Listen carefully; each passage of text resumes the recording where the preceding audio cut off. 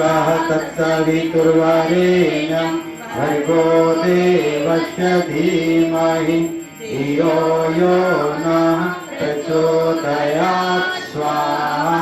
इदं गायत्री मम ऋतुर्वरेण्यं भर्गो देवस्य धीमहि धियो यो नः प्रचोदयात् स्वाहा इदं गायत्री मम ॐ भूर्भुवः स्वः तत्सवितुर्वरेण्यं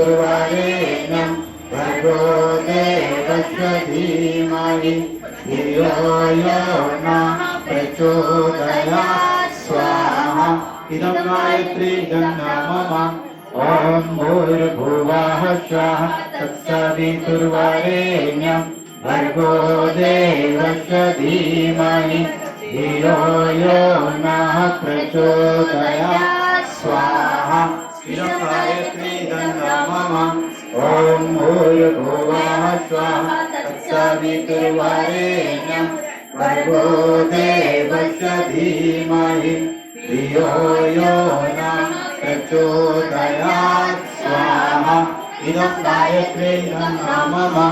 ॐ भूर्भुवः स्वः तत्सवितुर्वरेण्यं भर्गो देवस्य धीमहि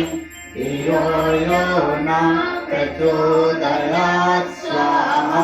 इदं